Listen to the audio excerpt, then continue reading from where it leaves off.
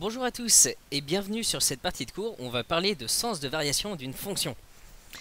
Et donc, petite pause ici, si vous regardez cette vidéo sur YouTube, je vous invite à vous inscrire sur learnian.net où vous pourrez voir l'ensemble du cours de première S et aussi le cours de terminale S que j'ai mis un peu plus tôt en ligne et bientôt d'autres cours qu'on mettra en ligne avec des amis.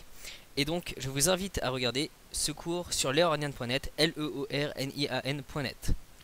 Alors maintenant, passons au vif du sujet, c'est-à-dire le sens de variation d'une fonction. Donc, qui dit fonction dit intervalle de définition, dit domaine de définition. Et donc, on va commencer par soit i un intervalle, donc ouvert ou fermé, borné ou non. Bon. En l'occurrence, on fera un intervalle, on pourrait prendre autre chose, mais ici on va faire un intervalle. Soit f une fonction définie au moins sur i. On dit que f est croissante sur i si pour tout u et v dans i, donc pour tout couple de nombres réels dans i, parce que ici on a pris un intervalle de nombres réels, u strictement plus petit que v implique f de u inférieur ou égal à f de v. Ça c'est la notion de croissance, c'est-à-dire si u est plus petit que v, ça veut dire que f de u est plus petit que f de v, et graphiquement on va voir que ça veut dire que la courbe quelque part elle augmente au fur et à mesure sur l'axe des réels. F est strictement croissante sur i, alors là il y a une petite différence, si pour tout uv dans i, u strictement plus petit que v implique f de u strictement plus petit que f de v. Alors ici, remarque intéressante, quand on dit que f est croissante sur i, et ben en fait on parle de qu'elle augmente ou elle est stable. C'est-à-dire u strictement plus petit que v implique que f de u inférieur ou égal à f de v. Par exemple, une fonction constante, et ben on considère qu'elle est croissante, même si en fait elle est constante. Par contre, elle n'est pas strictement croissante. Pour être strictement croissante sur i, il faut que pour tout uv dans i, u strictement plus petit que v implique f de u strictement plus petit que f de v. Alors ensuite, on peut aussi définir la décroissance et, le fait d'être strictement décroissant. Donc f est décroissante sur i si pour tout uv dans i, u strictement plus petit que v, cette fois va impliquer f de u va être plus grand que f de v. Donc c'est un peu le... En fait c'est exactement le contraire de ça plutôt, mais c'est dans l'autre sens par rapport à ça. C'est-à-dire la fonction constante elle est à la fois croissante et décroissante, mais par contre une fonction qui augmente au fur et à mesure, non ça c'est croissant. Une fonction qui descend au fur et à mesure, ça va être décroissant. Alors f est strictement décroissante sur i si pour tout uv dans i, u strictement plus petit que v implique f de u strictement plus grand que f de v. Donc là ça devient une inégalité stricte. Donc là cette fois la fonction constante elle n'est pas strictement décroissante. Elle est décroissante, elle est croissante, mais elle n'est pas strictement décroissante sur i. F, alors maintenant autre terme qu'on utilise un peu moins en fait, f est monotone sur i si f est croissante sur i ou si f est décroissante sur i. Donc si f est croissante, bah, elle est monotone, si f est décroissante, elle est monotone. Donc il suffit d'avoir l'un ou l'autre. Par contre, petite remarque, une fonction peut être ni croissante ni décroissante. Prenons la fonction qui a t associe cosinus t. C'est une fonction qui oscille. Donc sur R, elle n'est ni croissante ni décroissante. En effet, à des moments elle monte, à d'autres elle descend. À des moments elle monte, à d'autres elle descend. Donc sur R tout entier, on peut jamais dire qu'elle augmente tout le temps ou elle descend tout le temps. Elle augmente et elle descend, elle augmente et elle descend. Elle oscille. Alors ensuite, f est strictement monotone sur i si f est strictement croissante sur i ou strictement décroissante sur i. Alors remarque, ces notions ne sont valables que sur un intervalle. Oui, c'est-à-dire, on pourrait faire des ensembles plus tordus, mais là, la notion de croissance, disons que le fait, la notion de croissance dépend vraiment de notre, est-ce qu'on peut ordonner ou pas notre ensemble de départ. Quelque part ici, les éléments de notre ensemble de départ, on peut déjà les ordonner, ce qui n'est pas vrai forcément dans n'importe quel ensemble. Donc ici, sur un intervalle, ça marche très bien. Donc on va se limiter au cas des intervalles. Alors, autre remarque, on dit parfois que f est croissante si elle conserve les inégalités et que f est décroissante si elle renverse les inégalités. Donc en effet, c'était le fait que pour u strictement plus petit que v, si elle est croissante, elle conserve les inégalités. F de u plus petit que f de v. Si elle était décroissante, u strictement plus petit que v, voulait dire que f de u était plus grand cette fois que f de v. Donc ça veut dire qu'on changeait le sens des inégalités. Alors là, il y a quelques fonctions dont en pratique il faut connaître le sens de variation. Donc une fonction qui a x associe à x plus b, Et ben, si A est positif, ça va faire une fonction qui monte, c'est une droite qui monte, et donc ça va être une fonction croissante. Si A est négatif, ça va être une fonction décroissante, même strictement enfin si A est strictement négatif, strictement décroissante. Si A est égal à 0, bah, c'est une fonction constante, c'est une droite plate, horizontale, et dans ce cas, bah, c'est décroissant et croissant, enfin c'est constant en fait. La fonction qui a x associe x au carré, c'est une parabole, et sur R-, elle est décroissante, et sur R+, elle est sur R-, elle est strictement décroissante même, et sur R+, elle est strictement croissante. Alors la fonction qui a x associe x au cube, là c'est assez traître. Parce que contrairement à x au carré, ça va pas faire une parabole, c'est-à-dire c'est pas x au cube, si x est négatif, x au cube est négatif. Contrairement à x au carré où si x était négatif, et ben x au carré était positif, et c'est pour ça qu'on avait le fait que c'était une fonction paire, x au cube en fait est une fonction impaire. Et en fait, x au cube, c'est quelque chose qui fait un peu comme cela, et ça, c'est une fonction strictement croissante. Ensuite, la fonction qui a x associe 1 sur x, alors sur R+, elle est décroissante, sur R plus étoile, attention, parce qu'on ne peut pas la définir en 0. Donc sur R plus étoile, elle est décroissante. Sur R- étoile, elle est décroissante. Sur R étoile, on ne peut rien dire. Parce que sur R étoile, au début elle est décroissante. Enfin, ça donne l'impression qu'elle est décroissante sur R- étoile et qu'elle est, décroissante sur R plus étoile. Mais ça veut pas dire qu'elle est décroissante sur R étoile tout entier. En effet, f de 1 sur moins 1 va être plus petit que 1 sur 1. Donc là j'ai un contre-exemple où j'ai un nombre plus petit qu'un autre et 1 sur ce nombre là est aussi plus petit que ce nombre là. Donc on avait dit que sur R- étoile c'était décroissant, sur R plus étoile c'était décroissant, mais sur R étoile tout entier on ne peut rien dire. Alors maintenant la fonction qui a x associée racine de x, et ben elle est que définie sur R+, et sur R+, elle est strictement croissante. Alors, ici, pour ces fonctions-là, n'hésitez vraiment pas à voir sur des graphiques à quoi elles ressemblent. Il faut les avoir en tête. Une fois qu'on les a en tête, c'est clair de est-ce que c'est croissant ou décroissant et sur quels intervalles.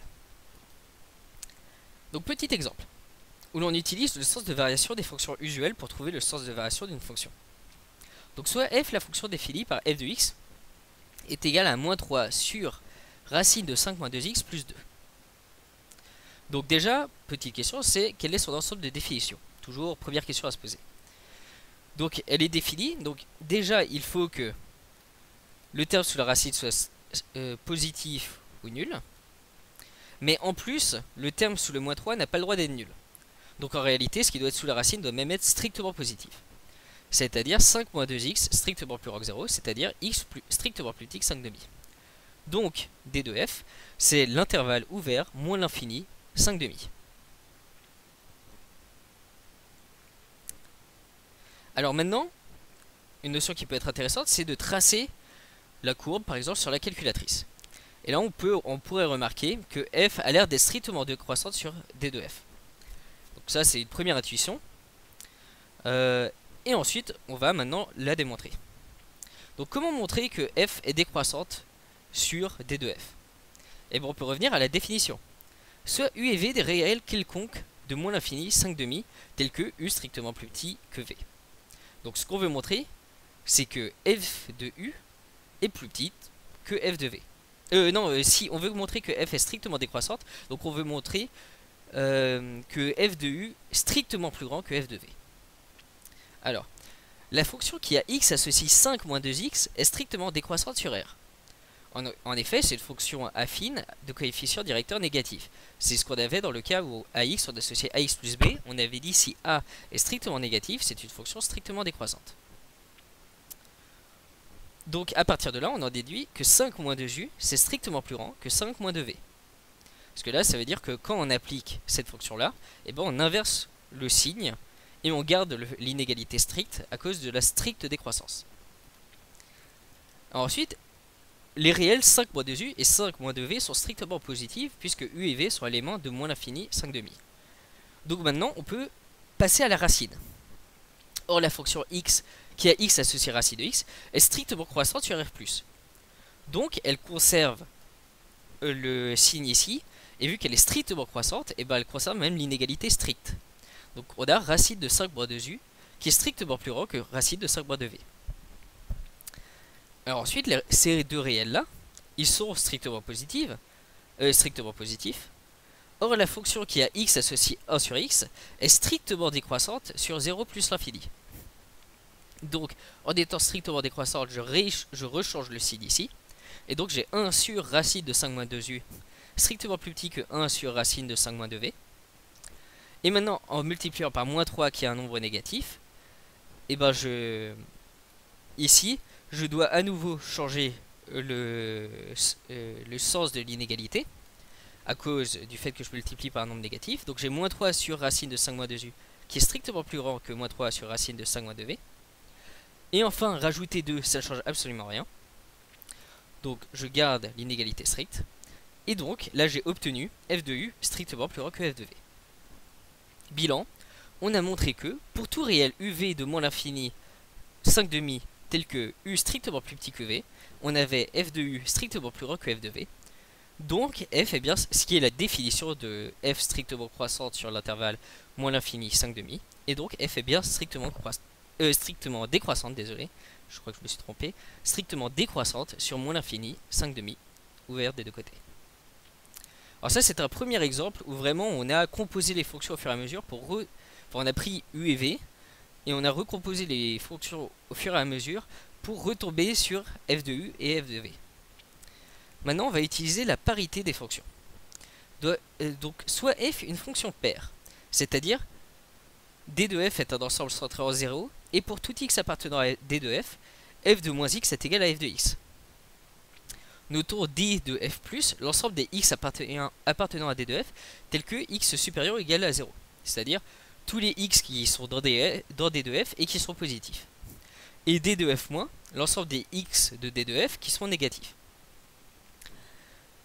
Supposons que f est strictement décroissante sur d de f plus.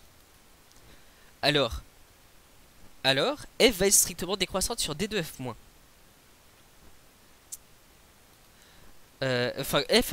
Supposons que f est strictement croissante sur d de f plus.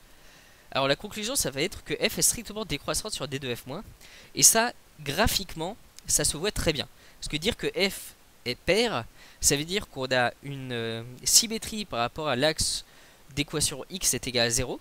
Et donc par exemple, si on prend la fonction parabole, on voit bien que vu que c'est croissant du côté à droite, du côté des r positifs, et ben c'est forcément décroissant du côté des r négatifs. Et pour n'importe quelle fonction paire, si la fonction est paire sur R+, alors si elle est croissante sur R+, elle va être décroissante sur R-, et ça va être l'opposé, si elle est décroissante sur R+, alors elle va être croissante sur R-, pour une fonction paire. Alors on va le démontrer ici. En effet, soit u et v des réels quelconques de d de f-, tels que u strictement plus petit que v. En multipliant par moins 1, j'obtiens moins u strictement plus grand que moins v. Donc là, j'ai changé le sens de l'inégalité parce que je multiplie par moins 1. Vu qu'on avait dit que d de f était centré en 0, les réels moins u et moins v sont aussi des éléments de d de f, sont des éléments de d de f+. Parce que u et v étaient négatifs, donc moins u et moins v sont positifs. Et d de f était un ensemble tel que si x appartenait à d de f, alors moins x appartenait à d de f aussi. Donc moins u et moins v sont des éléments de d de f+. Comme f est strictement croissante sur d de f+, on a f de moins u strictement plus grand que f de moins v. Et comme f est paire, ça veut dire que f de u strictement plus grand que f de v. Et donc là, j'ai montré que si u est strictement plus petit que v sur d de f-, alors f de u est strictement plus grand que f de v. Donc, sur d de f-, f est strictement décroissante. Bilan, on a montré que pour tout réel u et v de d de f-, u strictement plus petit que v implique f de u strictement plus grand que f de v. Donc la fonction f est bien strictement décroissante sur d de f-. On peut démontrer de même que le fait que f est paire est strictement décroissante sur d de f+, ça veut dire que f est strictement croissante sur d de f-, f est impaire et strictement croissante sur d2f+, ça veut dire que f est strictement croissante sur d2f-, et f est impaire et strictement décroissante sur d2f+, ça implique que f est strictement décroissante sur d2f-. Alors ça, faites des schémas, vous verrez, tracez deux exemples de fonctions paires, c'est-à-dire la fonction qui a x associe x au carré, et la fonction qui a x associe x au cube, et vous verrez que ces propriétés, on les voit intuitivement, graphiquement. Alors, exemple 3, où là on va montrer qu'une fonction est croissante ou décroissante en utilisant des règles de calcul algébriques. Donc, on veut étudier le sens de variation de la fonction f définie sur R par f de x est égal à x puissance 4. Donc, on pourra remarquer par la suite que le fait que x puissance 4 c'est une fonction paire en réalité. Parce que f de moins x est égal à f de x. Mais bon, prenons deux réels quelconques sur 0 plus l'infini, tels que u strictement plus petit que v. Donc on va d'abord étudier ça sur R+. On a u puissance 4 moins v puissance 4. Là on utilise l'identité remarquable avec u au carré et v au carré. Donc ça fait u au carré moins v au carré fois u au carré plus v au carré. Ce qui est égal à u moins v fois u plus v fois u au carré plus v au carré. Or u au carré plus v au carré c'est toujours positif. U moins v par hypothèse, vu que u est strictement plus petit que v, c'est négatif par hypothèse. Vu qu'on est sur R, ici on les a pris les deux dans R+, u plus v est positif. Donc u4 moins v4, c'est négatif fois positif, c'est-à-dire c'est négatif. Et donc on a f de u qui est strictement plus petit que f de v. La fonction f est donc strictement croissante sur 0 plus l'infini. Ensuite on va remarquer que f est paire, car défini sur R qui est centré en 0, et en plus pour tout x appartenant à R, moins x puissance 4 c'est égal à x puissance 4. Donc, en conclusion, vu que f est strictement croissante sur R+, f est strictement décroissante sur R-. Alors maintenant, théorème. Soit f et g, deux fonctions définies au moins sur le même intervalle i, soit lambda appartenant à R. Alors ça va être, c'est assez intuitif, mais c'est un théorème vraiment important qu'on utilise tout le temps. On n'y pense même plus après. Soit, si f et g sont croissantes, respectivement décroissantes, sur i, alors la fonction f plus g est croissante, ou bien décroissante, ou respectivement décroissante sur i. C'est-à-dire si f et g sont les deux croissantes sur i, et ben la somme des deux est aussi croissante sur i. Si f et g sont décroissantes sur i, et ben la somme des deux est aussi décroissante sur i. Ensuite, si f est croissante sur i et lambda est strictement positif, alors lambda f est croissante. Si f est croissante sur i et lambda est strictement négatif, alors la fonction lambda f est décroissante sur i. Alors, démonstration. Donc, pour démontrer ça, bon, bah, on va repartir de la définition, comme on fait très souvent. Soit u et v des éléments de i tels que u strictement plus petit que v. Supposons que f et g sont croissantes sur i. Alors on a f de u qui est plus petit que f de v, parce que f est croissante sur i, et g de u est plus petite que g de v. J'additionne les inégalités membre à membre, et j'obtiens f de u plus g de u qui est plus petit que f de v plus g de v. Et j'en conclus que f plus g de u est plus petit que f plus g de v. Donc j'ai montré que f plus g est croissante. Enfin, si j'ai f de u qui est plus petit que f de... Enfin, si f est croissante, j'ai f de u qui est plus petit que f de v, toujours avec u strictement plus petit que v. Et en multipliant... Si lambda est positif... Oh, désolé. Voilà. Si lambda est strictement positif, et ben quand je multiplie par lambda, ça change rien à mon inégalité. Donc j'ai lambda fois f de u qui est inférieur ou égal à lambda fois f de v, si lambda est strictement positif. Et lambda fois f de u qui est supérieur ou égal à lambda f de v si lambda est strictement négatif. Parce que si je multiplie par un nombre négatif, je change le signe. Et d'où j'obtiens le résultat que si lambda est positif, lambda f reste croissante. Et si lambda est négatif, enfin strictement négatif, lambda f va devenir décroissante, à la condition que f était croissante. Donc maintenant, quelques exemples. Prenons la fonction f définie sur R par f de x c'est égal à x au cube plus 3x plus 2. Et alors, comment est-ce qu'on va... Alors, on va montrer que c'est strictement croissant sur R. Alors, comment est-ce qu'on peut le montrer? En effet, la fonction qui a x associe 2, bah, elle est constante, donc elle joue aucun rôle. La fonction qui a x associe 3x, elle est strictement croissante. Et la fonction qui a x associe x au cube, elle est strictement croissante. Donc la somme des trois est une fonction strictement croissante. Alors attention, il n'y a pas de règle aussi simple pour le produit de deux fonctions. En effet, suivant les cas, le produit de deux fonctions croissantes peut être une fonction croissante, mais aussi une fonction décroissante. En effet, considérons les fonctions définies sur R par f de x qui a x associe x et g qui a x associe x au cube.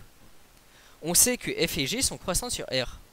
Or, la fonction f fois g, définie sur R par f fois g de x est égal à x puissance 4, c'est-à-dire x fois x au cube, et ben elle est décroissante sur moins l'infini 0, et elle est croissante sur 0 plus l'infini, et elle n'est ni croissante ni décroissante sur R. Donc dire que f est croissante et g est croissante pour dire que f fois g est croissante, ça ne marche pas. Et ça ne marche pas souvent à cause de problèmes de signes. Ce qui se passe ici, quand x est négatif, et bien ici j'ai du moins fois moins qui donne du plus. Et c'est ça qui pose mon problème. Voilà. Donc pour la somme ça marche bien, pour le produit ça marche pas si bien.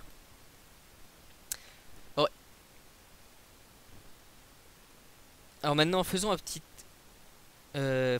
exercice. Soit f et g, deux fonctions positives et croissantes sur un intervalle i. Et cette fois, on va montrer que la fonction produit fg est croissante sur i.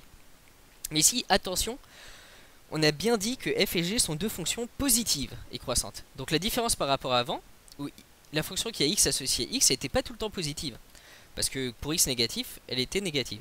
Pareil pour la fonction g. Donc cette fois, on a deux fonctions qui sont positives et croissantes sur i. Et on va montrer que le produit fg est croissant sur i. Alors, solution. Donc on va repartir de la définition. Vraiment en maths ça revient systématiquement à ça. Soit x et y dans i, tel que i strictement plus petit que y. Comme f et g sont croissantes et positives, on a 0 qui est plus petit que f de x qui est plus petit que f de y. Et on a 0 qui est plus petit que g de x qui est plus petit que g de y. Ça c'est le fait que f est positive, f est positive, donc plus grand que 0 pour x et en y. Et de plus croissante, donc f de y plus grand que f de x. Alors maintenant, multiplions 1 par g de x. Alors là, remarque, quand on multiplie 1 par g de x, on multiplie par une quantité positive. Donc on n'a pas besoin de changer le sens des inégalités. Et c'est pour ça qu'on avait bien besoin du fait que c'était positif. Donc dans ce cas, on a 0, plus petit que f de x fois g de x, plus petit que f de y fois g de x. Maintenant, multiplions 2 par f de y, qui est aussi une quantité positive. On a alors 0 plus petit que g de x fois f de y, qui est plus petit que f de y fois g de y. En utilisant la transitivité des inégalités 3 et 4, donc là c'est une démonstration honnêtement assez belle, il n'y a rien à dire, je la trouve pas mal, on obtient 0 c'est plus petit que f de x fois g de x, qui est plus petit que f de y fois g de x, qui est plus petit que g de x fois f de y, enfin ça c'est la même chose en fait, qui est plus petit que f de y fois g de y, et donc j'obtiens 0 plus petit que f de x fois g de x, qui est plus petit que f de y fois g de y. C'est-à-dire, f fois g est positif, et en plus, on a montré que f fois g de x est bien plus petit que f fois g de y, c'est-à-dire, ce qui prouve que la fonction f fois g est croissante sur i, parce que la définition de la croissance de f fois g sur i, c'est dire que pour tout x y appartenant à i, tel que x plus petit que y implique f fois g de x plus petit que f fois g de y. Et on avait bien en hypothèse que x était plus petit que y. Donc voilà, on a montré que dans le cas où elles sont positives, i croissantes, et bien dans ce cas leur produit est aussi croissant. Mais ce n'est pas vrai si elles ne sont pas les deux positives. Donc voilà pour la croissance et la croissance et décroissance de fonctions. Donc dans la prochaine partie, on va encore parler d'un nouveau truc, je sais pas encore quoi. Et donc si vous avez aimé cette vidéo, n'hésitez pas à la partager sur YouTube. Et n'hésitez pas à vous inscrire sur leornian.net pour regarder l'ensemble du cours de première S. Donc leornian.net, leornian.net. Et à bientôt. Salut.